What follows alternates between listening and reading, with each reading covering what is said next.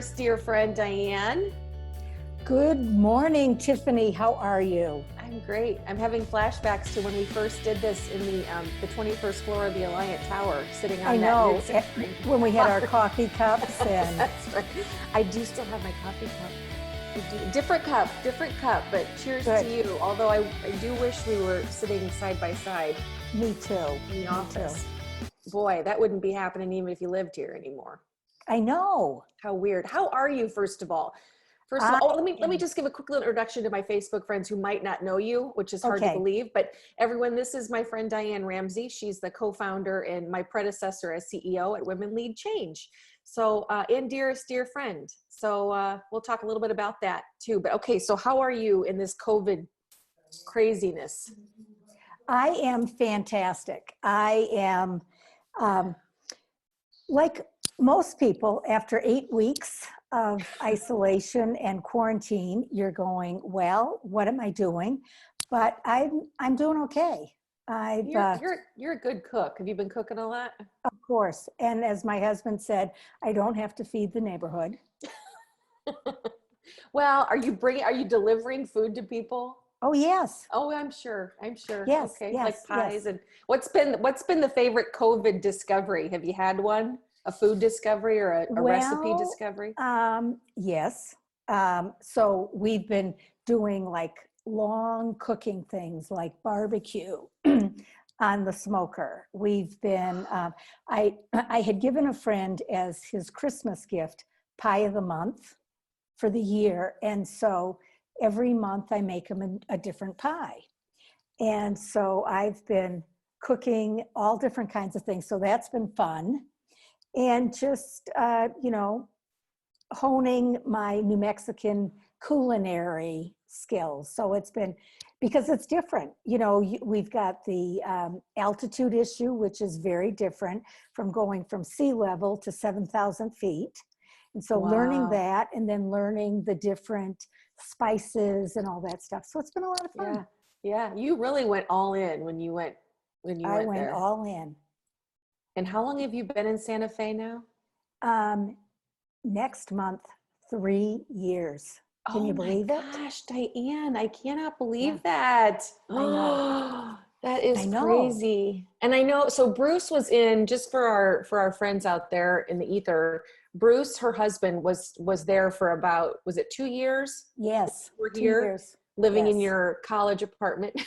Yes, I called it the college apartment without any fun. Without any fun. Oh my gosh. Yeah. But we were up and out traveling. You were barely in that little apartment. I know. It was perfect for my needs. It's so because funny. I was 100%, in IWLC at the time. And we were all over Thelma and Louise, traveling the state, thinking up programs, laughing along the way. I know. We may or may not have gotten pulled over by a state trooper once or twice, right. but that does seem, yes. Oh yeah. That does seem like yesterday, honestly. And I have to tell you, for a little bit of historic knowledge, Diane really took a chance on this one. Coming into this role, never having officially had a job like this, it was, I tell the story, Diane, just this fear of failure and how I really didn't think I should take this job. I mean, I just thought it was flattering that people thought maybe I could do it, but I really wasn't sure I could do it. And even into it, once I was there, you said something so important to me, and I quoted it last week. You just said to me, I will not let you fail. And having somebody say that and mean that was the world to me. And I think it allowed me to take chances. It allowed me to stay the course. It gave me that confidence that maybe I could do this. And even if I couldn't, you were going to be there, how great that was. And if you think about it, I mean, we always talk about in some of these women's and some of our conferences, and we talk about the imposter syndrome. Well, when we first started IWLC, we were sort of faking it until we could make it, because we wanted to look like we were bigger than we were, and we always had, it's like, I think it came that many of us had been in the corporate sector, and so we knew how we wanted to look and feel, but we were, kind of winging it. I mean, we didn't know we knew we didn't know much, but it was like, hey, could we try this? Sure. And I think because we hadn't done it before and it was liberating and it was fun, we realized over time that by trying things and not being afraid, that we were going to be successful. And I think that helped me when you came on board, because I knew that we found someone that we thought was going to be right for the next level of our journey.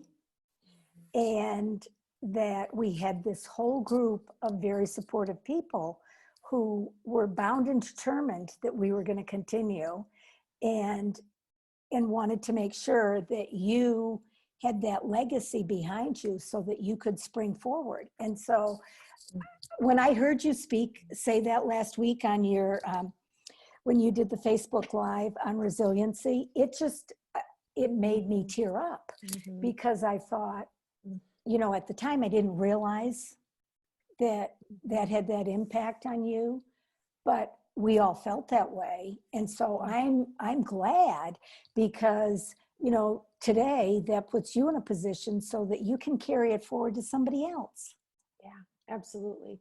Who was that for you? I mean, was there a moment, and not even necessarily with Women Lead Change, but, you were in the corporate world forever. Was there it's somebody? Interesting. Yeah. Yeah, there were a couple of women who were in senior leadership roles at Alliant when I was there, who were, here, we're going to let you do this. We've got to do this. Who would say to me, all right, Diane, if you want to take it to the next level, you're going to have to get out of your comfort zone and let's go into something else. So they put me in other areas of the corporation that I didn't have a lot of experience in. And some people went, well, the naysayers in the background, I can't believe they put her in this role because she hasn't done this before. She doesn't know it. But the senior leaders did believe in me, and that was really great. Another person who I loved working for, and many people in Cedar Rapids will know him, was Tom Aller, who was and still is, I think, one of the most brilliant minds around cities and making them effective and growing them and having an understanding of all the components and how important it is to invest in your community, and that we have a responsibility to do that, but also to invest in people. And he was an unabashed supporter of women in non-traditional roles. And so he moved people around and he put them in there, and he was one of these leaders who it was like, okay, go. And if you have a problem, come and see me, but if you don't, keep going. And that was very liberating and very supportive. And, you reach a stage in your life where you want someone who's going to believe in you and let you go. Mm-hmm. We do talk a lot about that, not just mentorships, but sponsorships. And it sounds like Tom was really good at that too. He was excellent that way. And good. I mean, when you have that kind of a leader to work with, you want to do your best too. Mm-hmm, mm-hmm. When you look back on your transition to Women Lead Change, how was that scary for you? At first it was.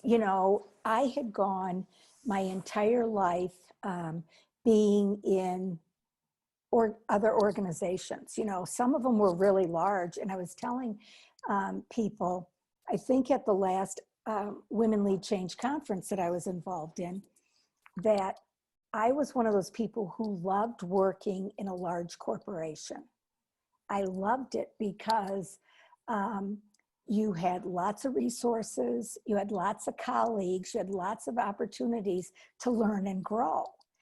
And, you know, I was at Alliant for over 15 years. So all of a sudden you're going, okay, I'm losing my safety net. I'm going out, and I think, as I told you, I felt like I was jumping off a cliff. And I found out it was just a curb, you know. So it's very interesting, and it was challenging and fun and scary. And part of it is that so much, you know, when you are a career person, as I was, so much of your identity is tied up in what you do as a job. You know, that really is sort of your being, and, you know, how you identify yourself. And when you don't have that, it's really scary. It's scary, and it's kind of frightening. I remember the first time I went to, because I took 4 months off before I officially went and took on IWLC. And for the first time in almost 30 years, it's like I had nothing other than, I'm just Diane Ramsey. You know, I felt like I was naked to the world, you know, and what are you going to say? And to not have that safety net, or to have that screen in front of you, was, for me, it was very frightening. Well, and I have to wonder, you know, when I go into offices or companies now, you've laid the groundwork. You know, the conversation back in the day, the tagline was, you know, Iowa Women's Leadership Conference, elevate the conversation. You know, we just wanted to have a conversation. And I would guess that in a lot of those places you went, they hadn't had that conversation about equity in the workplace. So, you know, I'm just wondering what some of the reactions were initially, you know, when you went into these organizations that maybe hadn't even begun this conversation. Well, part of it was, I got in the door because they might have known me because of the companies I worked with. And so that was it. And some of them, you're absolutely right, it was nowhere on their radar. And I think some of my friends used to joke that I was relentless, that I wouldn't take no for an answer. And I do think that some of the organizations just got involved because they wanted to shut me up and have me leave. Well, I know that for sure. I hear them say that. Thanks to you. I do hear them say that. Oh yeah, she worked with Diane. Say yes, or just, get ready to hear from her. But no, So I, one of the things that I did see is that once the organizations got involved, then they saw that it was a conversation that was very important to be engaged in. And, I think it's kind of interesting today that you look at some of the organizations that were, they might have had one person who was really into it, but that person had a big sales job internally. And without telling tales out of school, I think that EMC is a wonderful case study in an organization that started with one person in their HR group who was very, very knowledgeable and understood it, but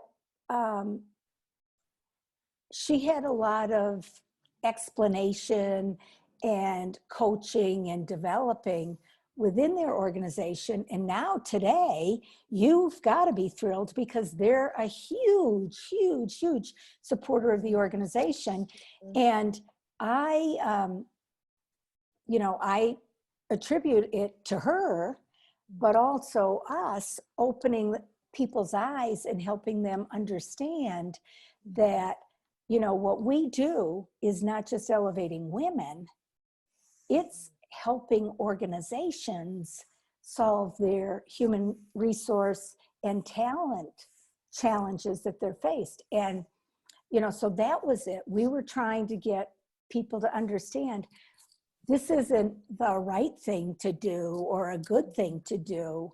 It's a smart business decision. And so that, you know, that is one of the things that I think is so critical and important that we can never lose sight of, is that we were ahead of the curve in terms of saying, you know, this is going to be smart business. Mm-hmm. And the companies that got it early, I think, are reaping the benefits. Mm-hmm. And, you know, and others are now getting on board, but good for them. Right, right. And I'm hearing that now too. It's interesting in this challenging time.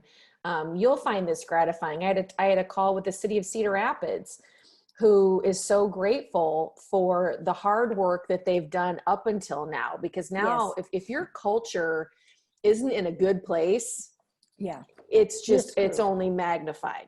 Yes. I mean, you know, so they've got all their teams working virtually, and because of the hard work, I mean, the city of Cedar Rapids was, you know, early and in with us at workshops and conferences. Right. I mean, their leadership recognized that culture mattered and that women mattered, and right, it's now reflected in their leadership. But yeah, I mean, I am always grateful. I can't tell you how many times I've said how fortunate we are today as an organization of all the work that went on for nearly 14 years before right. us. I mean, I right. felt like, you know, going into 2020, you know, forget the last, you know, 2 months, but going right. into 2020, we were really hitting our stride, and it was because we were poised. Yes. We're really poised because of, you know, some people are just now coming to that party. Well, this is a group that's been talking about it and proving themselves, right, you know, 14 years prior. So, I mean, I just have always been so grateful for the, you know, the forward looking and the organization and the companies that were early adopters that stay yes. with us today. Oh yeah. I do hope they're feeling the benefits of that. I do too. And, you know, the thing that's really what I think is so cool is our organization was founded by women and really focused on those attributes that women are so good at. And that today we talk about, you know, that men and women have to look at both their feminine and masculine traits when they talk about effective leadership. And when we talk about communicating, inclusiveness, you know, empowering people, respecting people, all of those things that women naturally do, you know, that's what our organization's all about. And I think that's one of the reasons why we continue to evolve. I mean, I laugh because so often people say that men are problem solvers. Well, they don't understand that women are, even though we're collaborators or whatever, every day you're solving something, whether it's, you know, the kid who calls you from first period that said, oh, Mom, I forgot my XYZ today, and can you drop it off at school? Because if I don't, I'm really dead, or whatever. It's not, you know, all of those little things. It's like, oh yeah, we're solving 27 problems throughout the course of the day, plus doing our work and then coming home and dealing all of these things. And it just happens.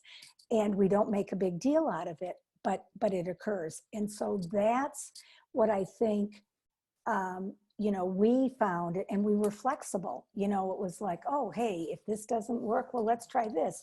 And, you know, I've been so proud of you guys because, you know, obviously you demonstrated with the virtual conference that it was able to be done, but you've just continued to experiment and try and adjust. And, you know, your organization is so much stronger and has such vitality because you continue to evolve based upon the opportunities and the challenges that face you. And so, you know, that's what I think demonstrates how women can really lead and be successful, and what we bring to the forefront that organizations need. Absolutely. Well, and I think back to, you know, I sat in a lot of meetings with you when you were talking about Women Lead Change and how we were structured, and you described us as a startup. And Yeah. that really is our mentality. And that has served us really well Yes. in this environment. I mean, we are very nimble, and that's our mindset from day one that was established with you in the early, Right. early focus. We're a startup. We got to be relevant, whatever that looks like. Got to figure it out.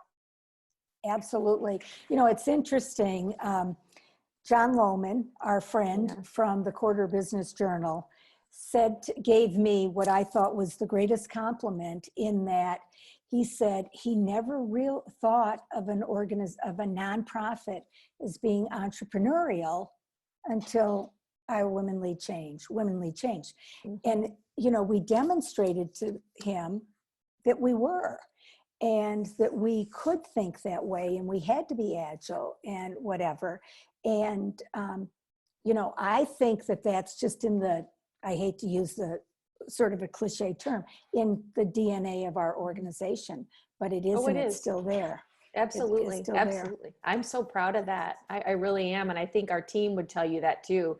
I mean, there's not an idea that we won't vet. I mean, I was on a call this morning with a new region that knows about us, that, you know, wants to figure out how we can partner. And we tossed out ideas that we've never said before out loud. Oh, wow. In just a brainstorming call with a new region. Right. I mean, we're not afraid. We've never, you know, my fearless friend Diane, that is in the culture, that is in the DNA. We are fairly fearless, and some stuff's going to work.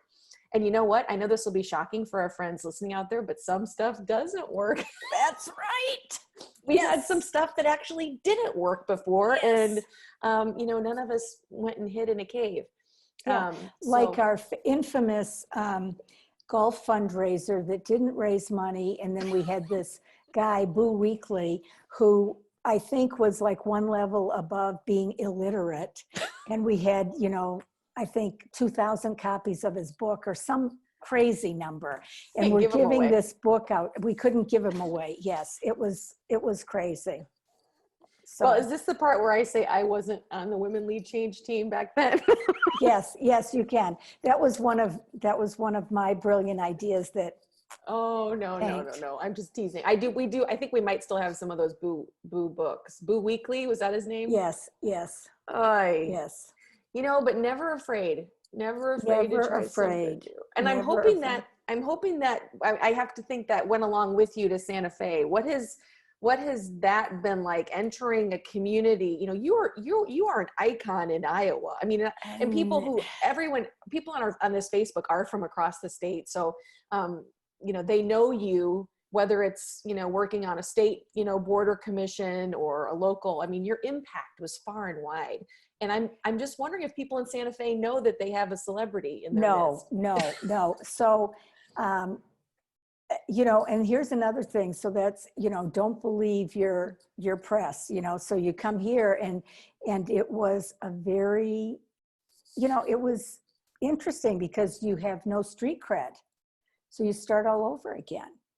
And that was, in some respects, it was very challenging. And in others, it was liberating. And so it gave me an opportunity to quietly look and see what I wanted to do. Now, I have gotten very involved with an organization up in Taos, and I serve on their board. It's a museum. So that's been it's been fun for me because it's different. But it's a woman, Millicent Rogers, who was sort of a New York debutante who moved to Taos, New Mexico, and became a patron for the Southwestern Arts. So kind of a cool thing. I've also gotten involved with Girls Inc. And they have a phenomenal chapter here in Santa Fe. And so I've been, and they have just a fantastic organization, sort of like super cool leader, executive director who I just absolutely love, and then her staff of women who are so committed to helping girls from age 5 through high school. Wow. And so their programming's unbelievable. So that's been good. 2 years ago, I worked with one of our former speakers, Tara Trent, and we formed the Awakened Woman LLC. And so for about a year and a half, I did that. And now I'm excited to say I'm in the process of starting a new organization. And which is after my 30 years of serving in some capacity with nonprofits, either on their boards or running one or whatever. And now with COVID and everything, it's become very clear to me that nonprofits need help. And so this organization is really focused on helping nonprofits be successful.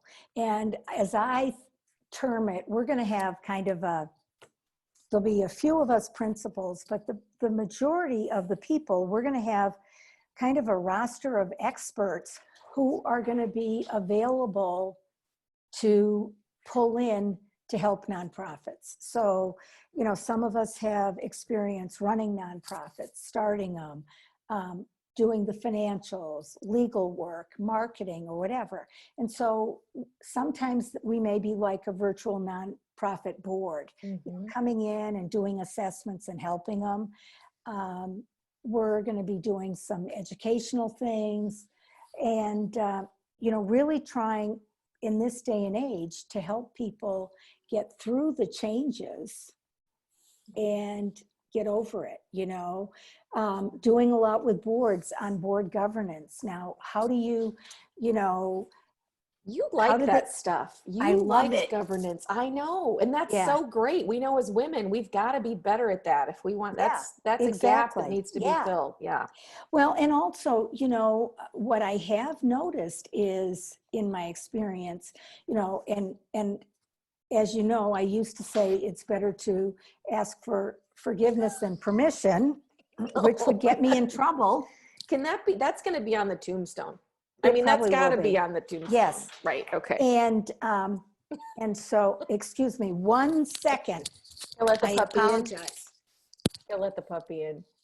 This is virtual, right? We're at home, so we have dogs who want to get in, so I apologize. This morning, I was on a call and my sheepdog was in the background and got under the table and joggled the computer. And then the other day, my calico cat was on the chair behind me chasing her tail and fell off. It's like we get to know people on such a great level. In this environment. So the dog is here. Okay. At least I don't have a husband who's photobombing by walking through naked or something, which one of my friends told me. I was on a board call the other day and she said, we were walking and she said, hey, did you see my husband when he was starting to tiptoe through the room holding his clothes? And I said, no, I missed that. And so we just died. Oh my gosh, there'll be a YouTube sensation.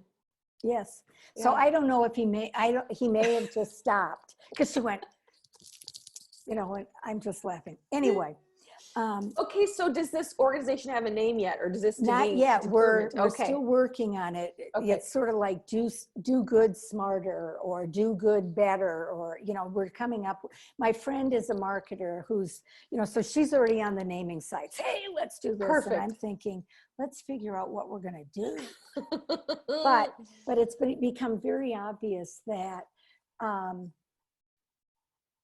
as I'm watching some organizations, they're getting paralyzed. They're analyzing, they don't know what to do when, as I always said, say it's better to do something than nothing. And, sometimes it takes these organizations months to make a decision on doing a campaign or going out and asking for money. And, if you're last in line, you're probably not going to get anything. And so just helping people understand that you can't be frozen, because if you are, you'll die. And that is that's a great way to end, Diane, because when I say fearlessness and Diane Ramsey in the same sentence, it's not an accident. I mean, you are fearless, and I am so grateful. I am so grateful for the time that we got to spend in the same room, and even grateful for this virtual conversation. And I love it. Yeah, this has been a treat. This has been a treat. And we're starting a podcast at Women Lead Change. So stay tuned for that, everybody. And Diane's going to be the first guest, of course. Of course. Well, thank you. Of course. Okay. Well, I think that's all the time we have. I always try to be really respectful of everybody's time on Facebook. So thank you, Diane, for joining us. It was my pleasure. I'm so glad. I can't wait to catch up again. And then I wish everybody else a terrific week in our Connect, Unite, and Inspire group. And we'll see you next time.